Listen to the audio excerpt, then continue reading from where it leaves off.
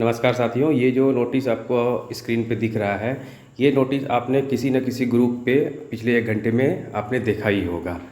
मगर मुद्दे की बात ये है कि क्या ये नोटिस सही है या गलत है। तो इसका कुछ कहा नहीं जा सकता है, क्योंकि अगर पूरे नोटिस में बात करें तो कहीं भी ऑफिशियल ना तो स्टाम्प है, ना तो किसी प्रकार का इसमें सिग्नेचर किया गया है किसी भी विभाग के द्वारा। लेकिन फ़िलहाल अब हमारे पास कोई ऑप्शन नहीं है, तो हम ये मान के चल सकते हैं कि ये जो नोटिस दिए जारी किया गया है बिहार सरकार के द्वारा, ये सही है।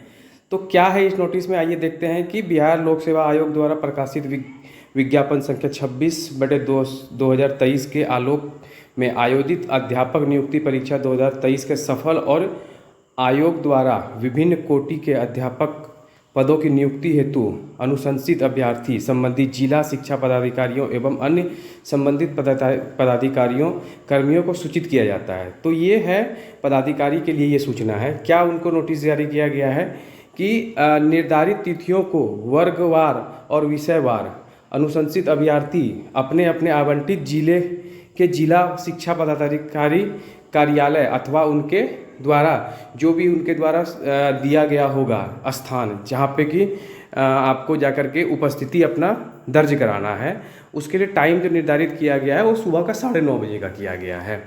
तो ये आप ध्यान में रखें कि जो एक बातें बीच में आ रही है कि आपका गृह जिला में होना है या फिर आपने जो चॉइस लिया है उस ज़िले में होना है। तो इस सूचना के हिसाब से तो ये दिया जा रहा है कि आपने जो लिया है उसके हिसाब से आप अपने अपने आवंटित ज़िले कि जो आपने आवंटित आपके में ज़िले में आपको जिस ज़िले में आवंटित किया जाएगा। अब इसमें है कि उस सब्जेक्ट के हिसाब से तिथि वाइज जो है किस दिनांक पे कौन से सब्जेक्ट का होना है और कौन से क्लास का होना है, ये पूरा इस नोटिस में दिया गया है। ये 2 पेज का नोटिस है और ये नोटिस को अभी तो हम लोग सच ही मान सकते हैं, क्योंकि इतना एडिट करना और ऐसे शिक्षा पदाधिकारी को कोई नोटिस जारी करना किसी असामाजिक तत्वों का काम तो नहीं हो सकता है। तो आइए देखते हैं कि क्या है, किस विषय का है और किस डेट पे है। तो 15 तारीख के डेट में देखें तो 11 और 12 के कक्षा के लिए है, जिसमें भौतिकी, रसायन शास्त्र, जंतु विज्ञान, वनस्पति विज्ञान, गणित, अंग्रेजी, अर्थशास्त्र, इतिहास, भूगोल, समाजशास्त्र, संस्कृत, मगही, मैथिली, पाली और प्राकृत, इन सब्जेक्ट का जो है वो 15 को होना है। जो भीड़ वाला सब्जेक्ट है जैसे कंप्यूटर साइंस, इसको अलग दिन पे रखा गया है, जैसे 16 का तारीख को। कोई हिंदी, कंप्यूटर विज्ञान, राजनीतिक शास्त्र, गृह विज्ञान, दर्शन शास्त्र, मनोविज्ञान, accounting, accountancy, business study, entrepreneurship, संगीत, उर्दू, फारसी, अरबी, बांग्ला एवं भोजपुरी। अब 17 को बात करें तो 17 के डेट में जो है 9 से 10 के लिए है और 18 के डेट में भी 9 से 10 के लिए है। तो 17 के डेट में जो है वो लैंग्वेज वाले हैं, हिंदी, अंग्रेजी, गणित, बांग्ला। 18 के डेट पे देखें तो सामाजिक विज्ञान, संस्कृत, उर्दू, अरबी और विज्ञान के लिए है। 19 का डेट दिया गया है। इसमें ये देखने वाली बात है कि कक्षा 1 से 5 के लिए उर्दू एवं बांग्ला है, तथा 20 के डेट पे जो वो सामान्य जो है सामान्य जो भी बाकी जो भी कैंडिडेट हैं वो सामान्य में आएंगे, और 21 में भी जो है वो रिजर्व तिथि रखा गया है सामान्य के लिए ही। तो एक चीज़ आप ये भी नोटिस कर सकते हैं कि जो 1 to 5 वाले हैं, जिनका कि आज सुप्रीम कोर्ट से फैसला आया और उनके हित में फैसला नहीं आया है, तो ये बात को ध्यान में रखते हुए इन्होंने 1 to 5 के लिए तो इन्होंने निकाल दिया है डेट।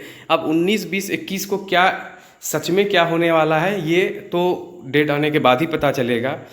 अब जहाँ तक बात रही कि इसमें कुछ जो है अनुदेश जो है वो विद्यार्थियों के लिए भी दिया गया है कि निर्धारित तिथि को योगदान हेतु उपस्थित होने वाले अभ्यर्थियों द्वारा योगदान के समय निम्नलिखित कागजातों को प्रस्तुत करना होगा।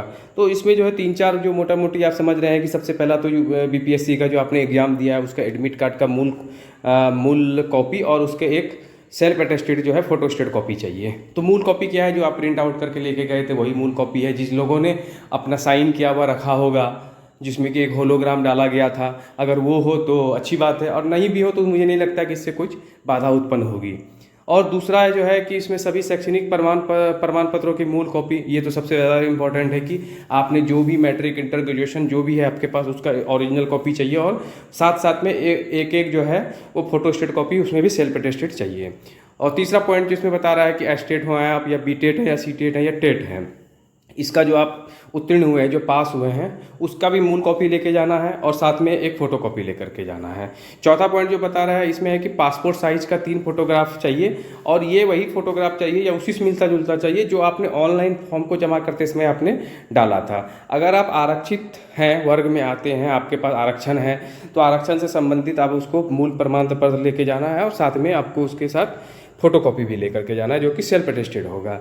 अगर आपको एज का रिलैक्सेशन चाहिए तो उसके लिए आपके पास जो दावा करने वाला प्रमाण पत्र है वो भी चाहिए और सेम टू सेम उसका भी फ़ोटोकॉपी चाहिए। तो ये था कि कुछ छात्रों के लिए निर्देश थे, कुछ पदाधिकारियों के लिए निर्देश थे। तो इसमें जो दिया गया है कि कहाँ पे होना है, क्या क्या चीज़ें चाहिए, काउंटर में आवश्यक उपकरण यथा computer, scanner, printer, biometric device, internet की व्यवस्था सुनिश्चित करने होगा, ये पदाधिकारियों के लिए है, इसमें आप लोगों को जाने की ज़रूरत नहीं है। लेकिन एक बात आप लोग ये सोच सकते हैं कि ये जो है, अगर हम तारीख की बात करें तो ये 15 से स्टार्ट है और जैसा कि कुछ न्यूज़ चैनल बता रहे हैं कि 15 को रिजल्ट आएगा, कुछ बता रहे हैं कि 10 को रिजल्ट आएगा। आज एक जाने माने पत्रकार हैं जो बिहार झारखंड न्यूज़ चैनल से हैं, उन्होंने अपने ट्विटर पे डाला है कि ये रिजल्ट 10 तारीख को नहीं आ रहा है। तो अब ये देखने वाली बात है कि 10 को नहीं आ रहा है और 15 से जो है आपका योगदान की प्रक्रिया शुरू होने वाली है। तो इस बीच में कम से कम 2 से 3 दिन का समय चाहिए लोगों को। कहीं कोई बेंगलोर में है, कोई पुणे में, कोई हैदराबाद में है, कोई दिल्ली एनसीआर में है, तो उनको आने के लिए 24-48 घंटे चाहिए। तो रिजल्ट इस हिसाब से जारी किया जाएगा कि लोगों को आने के लिए पर्याप्त समय मिल जाए।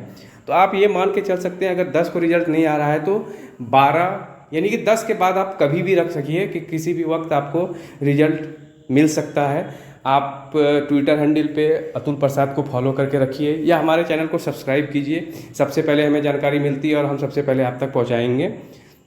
तो बने रहिए और देखिए आगे क्या होता है। उम्मीद है कि कुछ अच्छा ही हो रहा है और आगे भी अब अच्छा ही होगा।